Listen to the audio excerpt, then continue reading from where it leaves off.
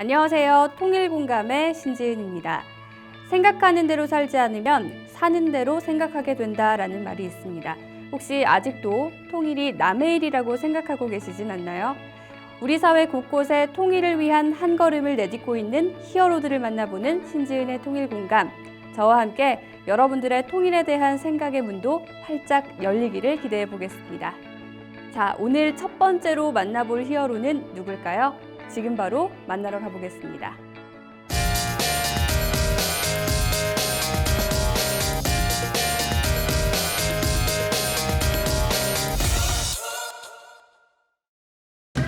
가겠습니다. 자, 레디, 큐!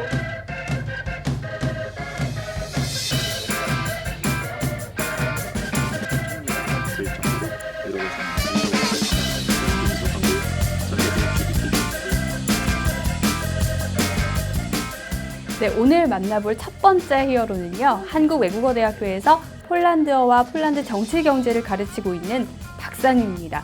어쩐 일로 국민통일방송 라디오 녹음을 하고 계실까요? 박사님과 통일 어떤 연이 있는지 지금 바로 들어가 보도록 하겠습니다. 안녕하세요.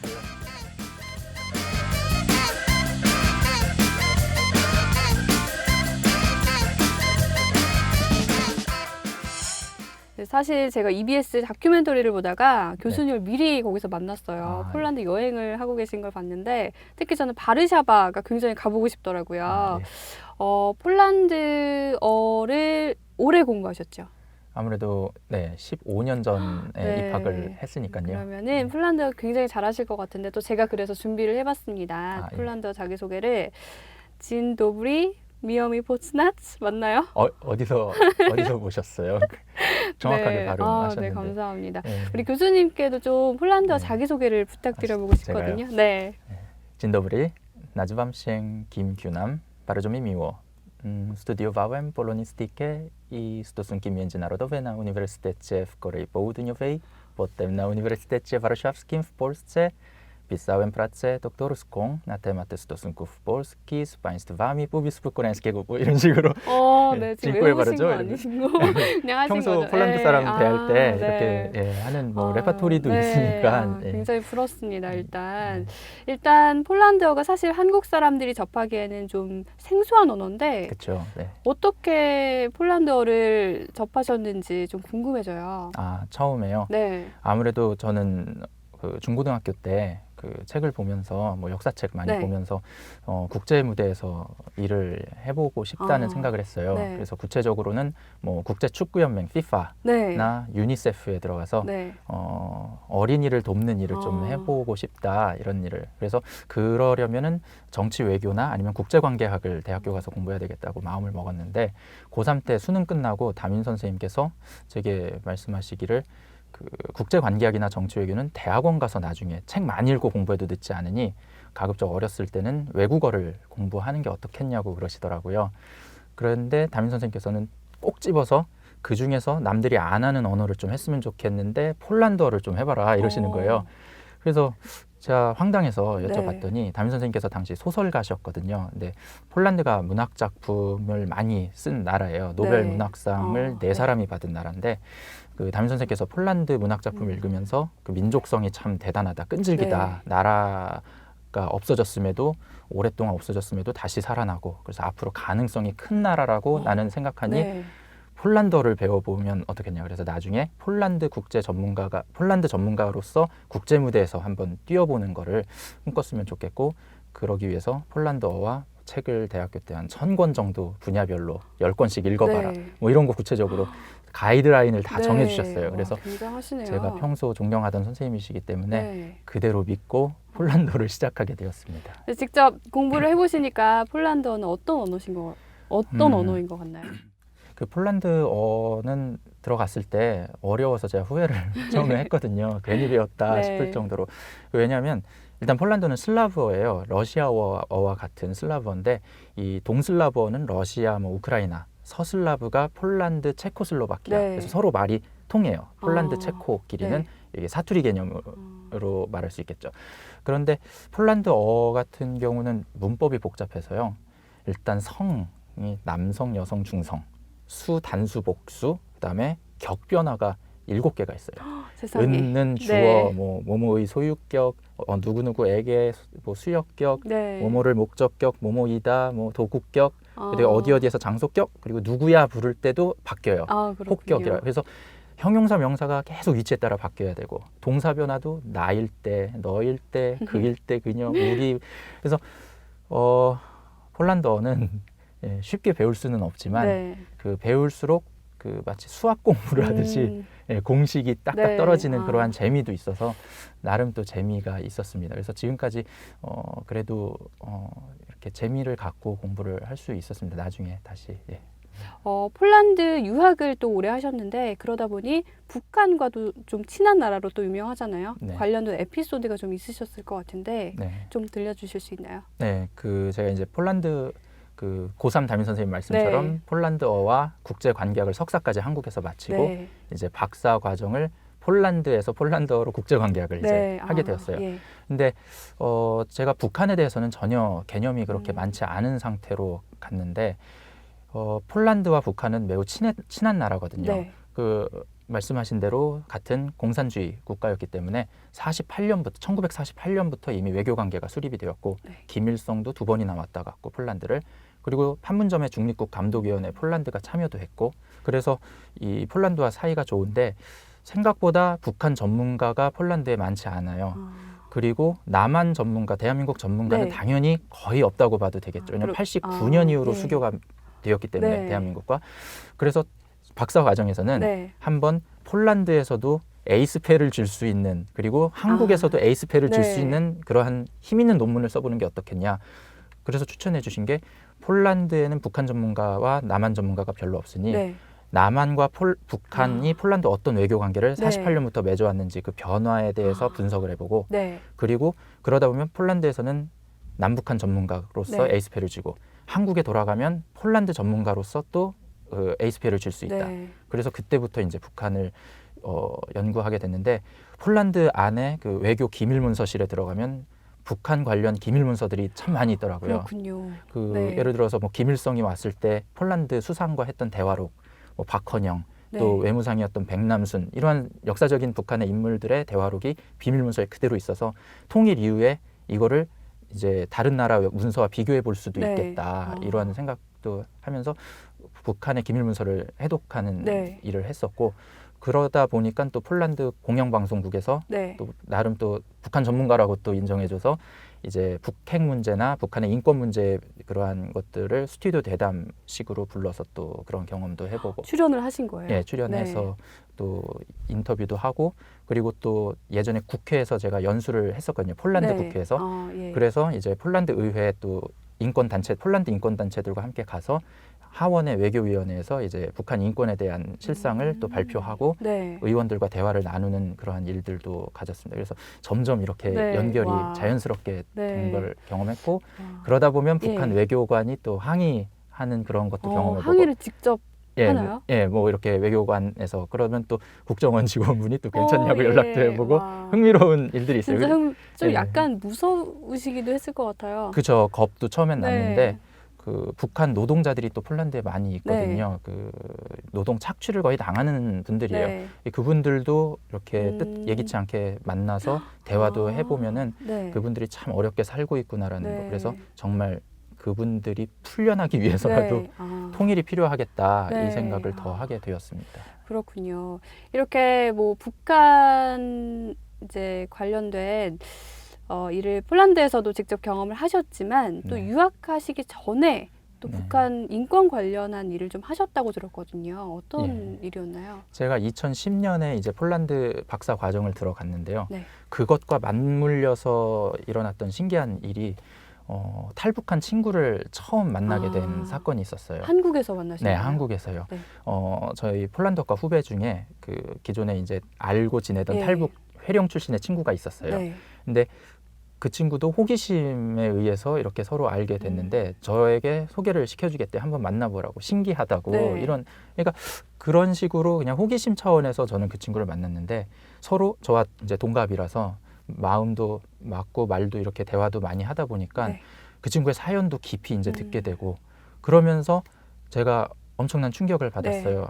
내가 그동안 불평불만 많이 했고 네. 삶을 살면서 감사하지 못했던 부분이 아무것도 아니었구나. 이 친구는 압록강을 건너서 그렇게 네. 힘들게 자유를 찾아왔는데 나는 삶에 있어서 그렇게 투철하게 목숨 걸고 해본 경험도 별로 없는 것 같고 부끄러운 생각, 그러면서 인생의 큰 전환점의 하나가 되었고요. 네. 또 때마침 그 친구가 이 한국에 또 탈출한 북한 청소년과 대학생들 중에 가정 형편이 살림이 어려워서 공부를 마음껏 하지 못하는 친구들이 있는데 네. 그 공부방에서 영어를 무료로 가르쳐 줄 수 있는 선생님으로 봉사해 네. 보면 어떻겠냐 제안을 해줘서 네. 그때 또 그 공부방에 들어가서 대학생들 네. 나이 많으신 네. 탈북한 대학생들 가르치면서 또 그 공동체 안에서 네. 같이 또 명절도 같이 보내고 그래서 폴란드 유학 중에도 방학 때 이제 나와서 여름만 되면은 일부러 나와서 이제 그 공동체에서 공부방에서 가르쳐주고 그러면서 이제 그들의 그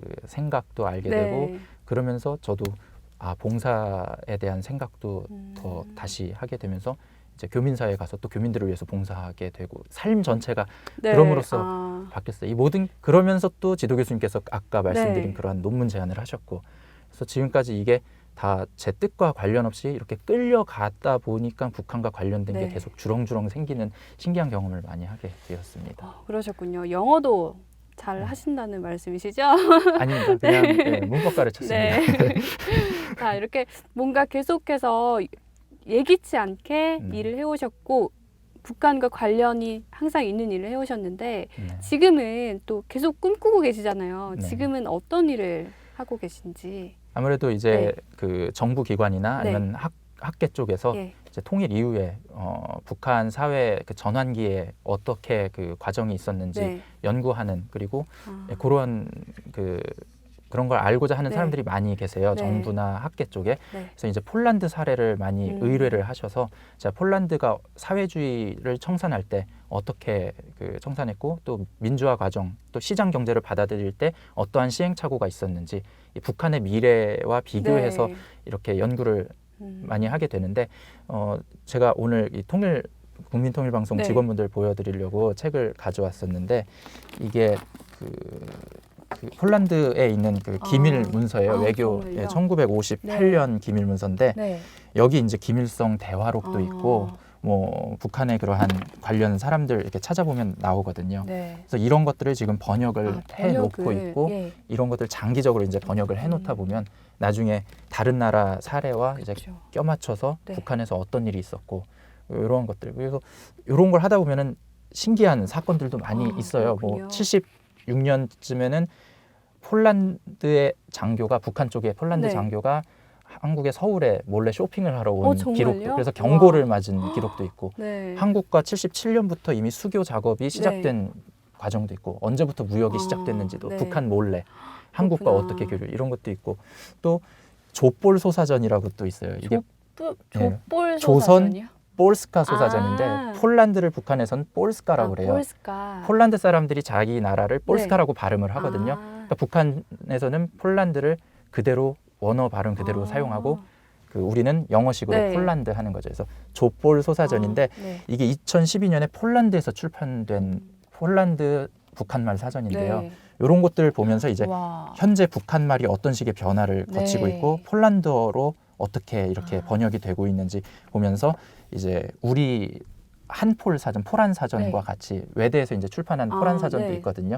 그것과 비교해 가면서 남북한의 어떤 언어 차이가 있는지 이런 것도 학문적으로 준비하고 있고 그리고 또 개인적으로는 이제 탈북 청소년들이나 청년들 멘토 역할을 하면서 공부 가르쳐주고 제가 또 따로 멘토하고 있는 남한의 청소년들을 그들과 또 연결을 시켜줘서 친구 맺으면서 또 서로에 대해서 도전을 받을 수 있게끔 그런 그 소소한 일들을 이렇게 재미있게 하고 있습니다. 말씀하시는 거 들어보면 소소한 일이 아닌 것 같아요. 굉장히 많은 일들을 드러낼 의미 있게. 필요가 없는 일들이니까 재미있게 할 수 있습니다. 많은 일들을 의미 있게 하고 계신 것 같은데요.